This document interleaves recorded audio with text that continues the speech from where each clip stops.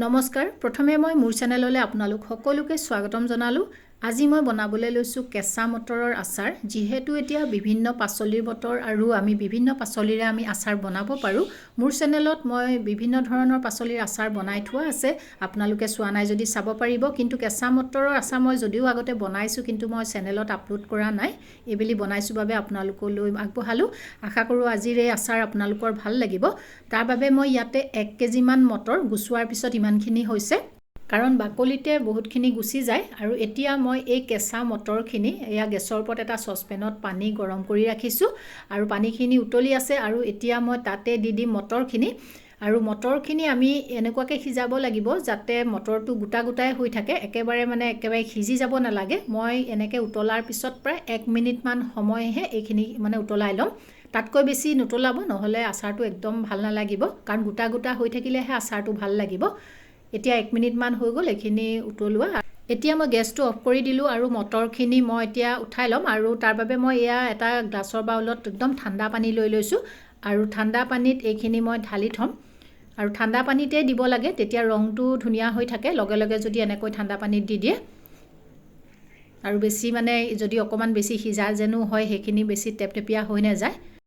এতিয়া অলপ সময় এনেদৰে এইখিনি ঠাণ্ডা পানীতে ৰাখি থম যদি ঠাণ্ডা পানীখিনি অকমান গৰম হৈ যোৱা নিচিনা লাগে তেতিয়া আপোনালোকে পানীটো বদলাই আকৌ ঠাণ্ডা পানী দি দিব আৰু এতিয়া মই এখন ফুটা থকা থাল লৈ লৈছো আৰু তাৰ হে থালখনতে এইখিনি ঢালি দিছো সম্পূৰ্ণৰূপে পানীখিনিৰ সৈতে মটৰখিনি ঠাণ্ডা হৈ গল আৰু পানীটো সম্পূৰ্ণৰূপে এতিয়া যাবলৈ দিম আৰু পানীটো যোৱাৰ পিছত এইখিনি আমি ৰ'দত দিব লাগিব আৰু ৰ'দটো একদম বেছি শুকুৱাবলৈ নালাগে আপোনালোকে ফেনৰ তলতো শুকুৱাব পাৰে যদি ৰ'দ নাথাকে কিন্তু ৰ'দ দিলে আপোনালোকে আধা ঘণ্টা 1 ঘণ্টা এনেকৈ ৰ'দত দি দিব পাৰে মাত্ৰ তাত পানীটো থাকিব নালাগে হেমেকা ভাৱটো আতৰি গলে হৈ যায় আৰু বেছিকৈ শুকুৱাই দিলে আসলতে ৰংটো নাথাকে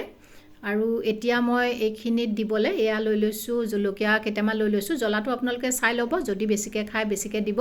আৰু মই জলকীয়া কেইটা এনেকৈ কাটি দিছো আৰু লগতে এইখিনি শুকুৱাই লম একেলগে আৰু অকনমান দি দিছো নিমখটো আমি পিছতো ব্যৱহাৰ কৰিম অকনমান শুকুৱাওতে নিমখ দি দিছো এতিয়া মই এইখিনি ৰ'দত দি থৈছো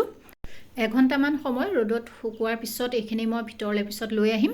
আৰু এতিয়া আহক আচাৰত দিয়া মছলাখিনি ৰেডি কৰি লওঁ তাৰ বাবে মই গেছৰ ওপৰত এখন ফ্ৰাইং পেন উঠাই থৈছো আৰু এতিয়া মই তাতে মছলা এয়া লৈছো গোটা ধনিয়া মই লৈছো 2 চামুচ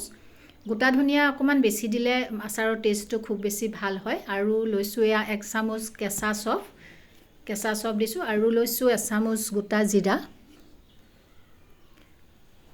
আৰু এয়া লৈছো জনি যেটো আজৱাইন বুলিও কয় আধা চামুচ দিছো আজৱাইন দিলে টেষ্টটো বা গুণটো খুব ধুনিয়া হয় আৰু এয়া হৈছে জালুক যদি আপোনালোকে জালুক দিব নিবিচাৰে নিদিলেও একো নাই মই অকনমান জালুক দিছো আৰু এয়া হৈছে কালজিৰা আধা চামুচ দিছো আৰু দিছো মিঠি গুটি একদম অকনমান দিছো আধা চামুচতকৈ অকনমান কমাই দিছো কাৰণ বেছি দিলে তিতা লাগিব কাৰণে কমাই দিছো কিন্তু মিঠি গুটি অকনমান দিলে গুণটো ভাল লাগে এতিয়া মই কম জুইত এইখিনি ভাজি লম কিন্তু ৰঙচুৱাকে ভাজিব নালাগে মাত্ৰ হেমেকা ভাৱটো যাব লাগে আৰু ধুনিয়া এটা গুণ ওলাব লাগে গেছটো অফ কৰি দিলো আৰু এতিয়া মই এইখিনি গুৰি কৰি লম মই মিক্সিৰ জাৰ এটাত এইখিনি লৈ লৈছো আৰু এইখিনি একেবাৰে মিহিকে গুৰি কৰিব নালাগে অকনমান গোটা গোটা হৈ থাকিলে আচাৰখিনি ভাল হয় এতিয়া আহক আচাৰত দিয়া তেলখিনি গৰম কৰি লওঁ আৰু মই গেছৰ ওপৰত কেৰাহী গৰম কৰি ৰাখিছো আৰু মই লৈছো 1 কাপ মিঠা তেলটো যদি আপোনালোকে বেছি দিব বিচাৰে দিব পাৰে আৰু তেল আপোনালোকে কম হলে পিছতো দি দিব পাৰে এচামুচ দি দিছো ইয়াতে পাঁচফোৰণ কেইটা ভালদৰে ফুটিবলৈ দিম আৰু ধুনিয়া এটা গোন্ধ ওলোৱালৈকে এনেকৈ অকমান সময় লৰাই দিছো এতিয়া এইখিনি হৈ গৈছে মই গেছটো অফ কৰি দিম আৰু আনফালে যিখিনি মটৰ মই ৰ'দত দি থৈছিলো ৰ'দৰ পৰা লৈ আহিলো আৰু এইখিনি চক ধুনিয়াকৈ শুকাই গল পানী নাই ইয়াতে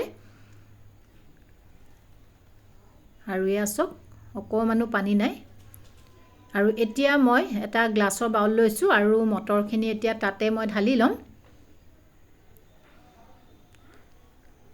মটৰখিনি ঢালি লোৱাৰ পিছত এতিয়া আমি যিখিনি মছলা ভাজি ৰাখিছিলো সেইখিনি মই গুৰি কৰি ললো আৰু সেই মছলাখিনি এতিয়া ইয়াতে দি দিম গোটেইখিনি মছলাই মই এতিয়া ইয়াতে দি দিম আৰু দিম ইয়াতে মই সৰিয়হৰ গুড়ি আৰু এই সৰিয়হ মই ভালদৰে ধুই পেলাই ৰ'দত শুকুৱাই গুড়ি কৰি থৈছোঁ মিক্সিত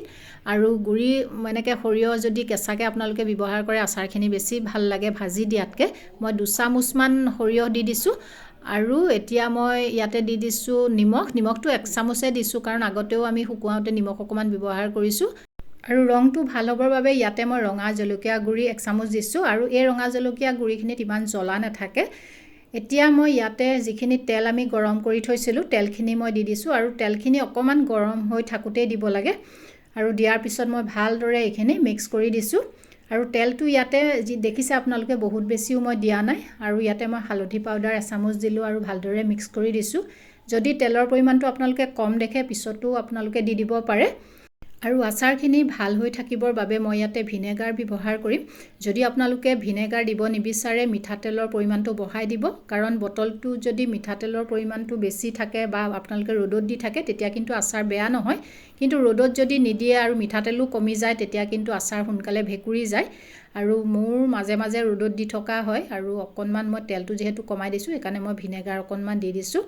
এতিয়া মই এটা বটল ভালদৰে ধুই ল'লোঁ আৰু ভিতৰত পানী লাগি থাকিব নালাগে বা লেতেৰা হৈ থাকিব নালাগে বটলটো ভালদৰে মোহাৰি ল'লোঁ আৰু এতিয়া মই আচাৰখিনি বটলত ভৰাই থ'ম আৰু আচাৰখিনি গৰমে গৰমে নভৰাব বটলত একেবাৰে ঠাণ্ডা হোৱাৰ পিছতহে বটলত ভৰাব লাগে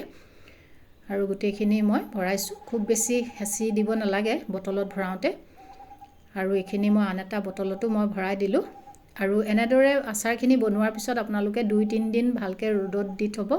আৰু এনেকৈ ৰ'দত দিয়াৰ পিছত আচাৰখিনি খাবলৈ ভাল হয় আৰু এনেকৈ যদি আপোনালোকে মটৰৰ আচাৰ আগতে বনোৱা নাই আপোনালোকে বনাই চাব আৰু খাবলৈ খুব বেছি ভাল লাগে আজিৰ এই আচাৰবিধ চাই আপোনালোকৰ যদি ভাল লাগিলে তেন্তে কমেণ্ট এটা কৰি জনাবলৈ নাপাহৰিব আৰু মোৰ চেনেলৰ যদি আপোনালোক নতুন ভিউৱাৰ্ছ তেন্তে মোৰ চেনেলটো ছাবস্ক্ৰাইব কৰি কাষত থকা বেল আইকনটো প্ৰেছ কৰি অল কৰি থ'ব তেতিয়া মোৰ আহিবলগীয়া সকলো ভিডিঅ'ৰ নটিফিকেশ্যন আপোনালোকে পাই থাকিব আজিৰ ভিডিঅ'টো চোৱাৰ বাবে আপোনালোকক বহুত বহুত ধন্যবাদ জনালোঁ